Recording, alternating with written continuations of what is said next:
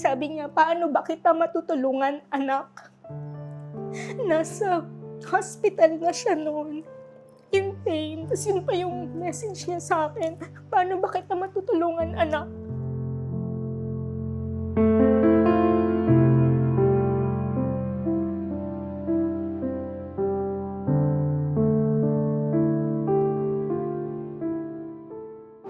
Bungal niya. And then, yung hindi siya talaga ma-asphalt siya. Hindi ulat sa akin. Tapos, siyempre, pag umuwi siya, excited ako. Yung husband ko po, first cousin.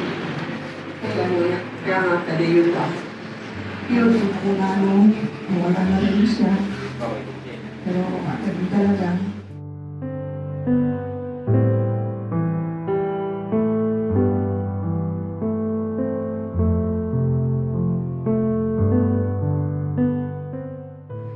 Simula bata kami, magbabakasyon kami sa kanila. Napaka-alaga. Hindi man lang ako ang nagalit sa amin habang lumalaki.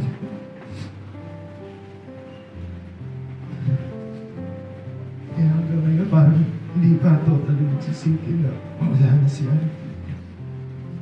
Ang time na medyo napapasama ako ng landas. Kaya hindi na pakikinig ng mga advice. Kaya, laki yung pasasalamat ko kay Auntie kasi simula dati nandiyan siya. Parang nafe-feel ko na may nakakaintindi sa akin.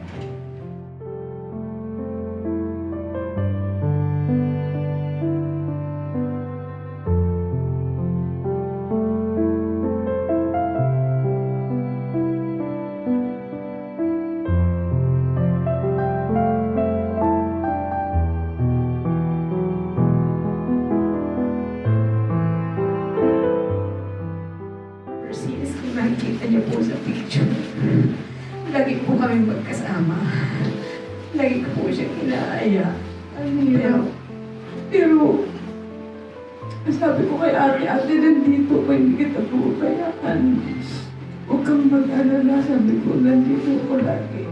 Kaya si ate na talaga yung nanay ko, kapatid ko, kaibigan ko, pero siya talaga, kahit kailan, kahit magsumbong ka, hindi siya nagsasalita ng masama. Tapos sasabihin niya lang sa akin, i-pray kita kasi hindi ko rin alam ang lahat. Mas magandang Diyos lang, sabi niya sa akin.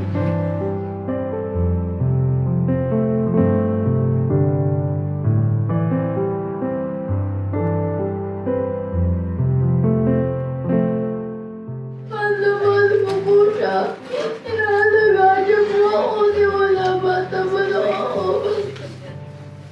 Lagi ko po siya kasama. Kahit umalis yung mama ko, dito pa rin siya sa akin. Pero ngayon, nasa langit na siya kasama si Lord. Siya po ay masaya. Papasalamat ko ako. Tinuring ko akong mama parang anak ko.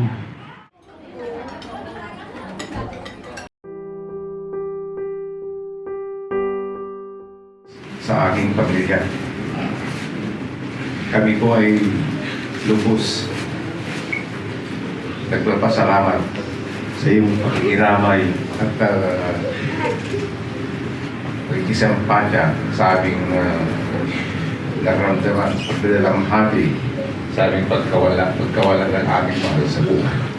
Dahil sa inyong pagmamahal din sa aking kabiyak at nandito kayo na nagbagay ng suporta, nandito ka rin sa sakit, sama sa loob, pag-araw ng ating kabiyak.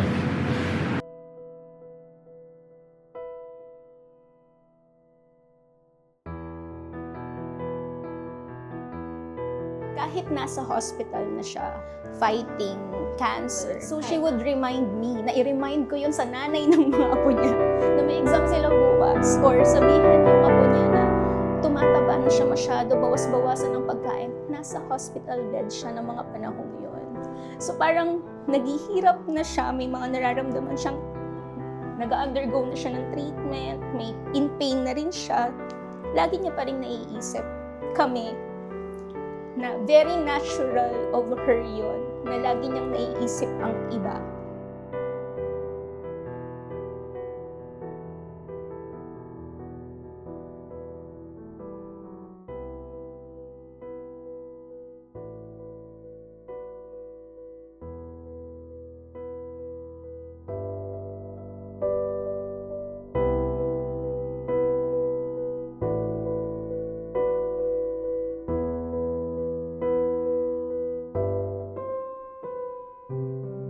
Sabi ko na lang, huwag mo akong isipin, Ma. Kasi kaya ko naman. Isipin mo yung sarili mo. And nung time na yun, sabi ko, sarili mo na ang isipin mo, wag na kami. So ganun si Mama. Laging kami yung iniisip niya. Kahit may pinagdaraanan na siya.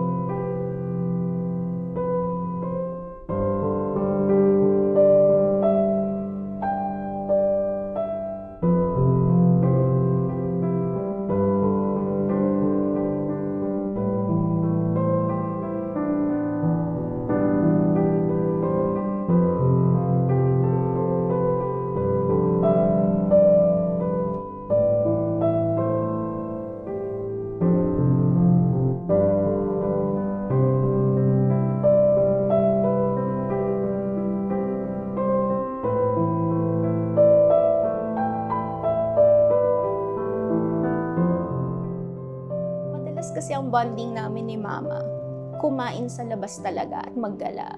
Because, hindi naman kasi kami talaga mayaman. So, growing up, tinitipid namin yung kinikita ni Papa. Even if scholars kaming magkakapatid, talagang yung budget is limited dun sa basic needs ng family. And, ang nangyari, nung nagkatrabaho ako, naging parang promise ko yon that I would treat her to things na hindi niya na-experience nung nag-aaral pa kami kasi nagfo-focus siya sa needs namin na makapagtapos muna kami.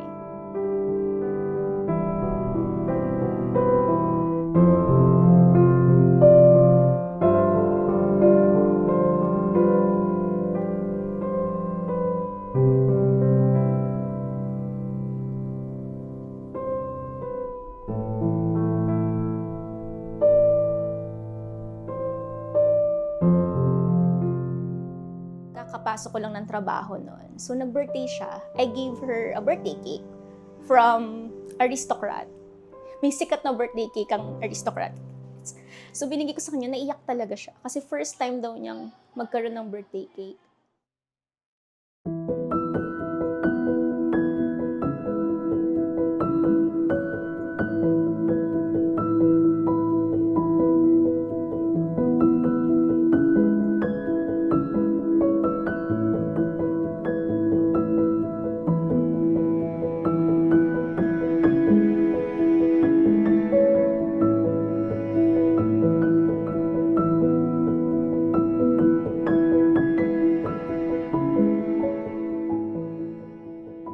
Nagka-cancer siya, sabi ko, siguro mag-book ako ng flight abroad.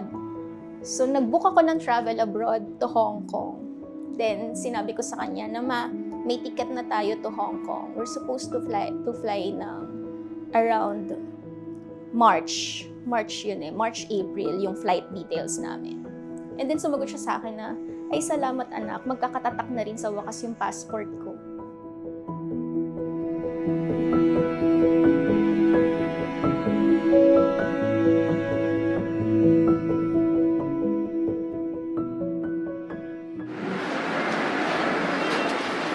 Ang anay ko ay symbolises na katawan ni ate. Abi kamukbang siya. Pero ang buhay at legacy na alaala na iniwan sa atin ay patuloy natin alalahanin. Patuloy ang buhay. Patuloy pa rin ang iniwan.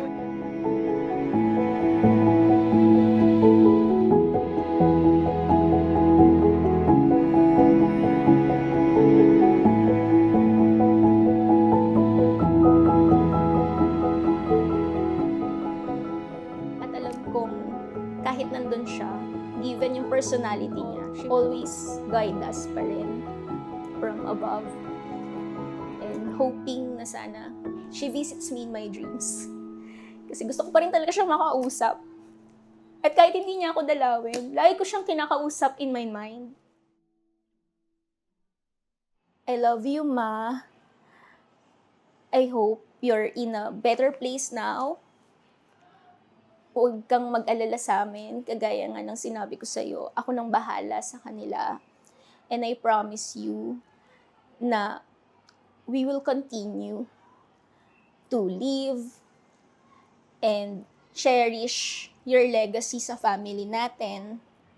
And I'll make sure na you'll always be remembered kahit na ilang generations pa yung magdaan sa family natin.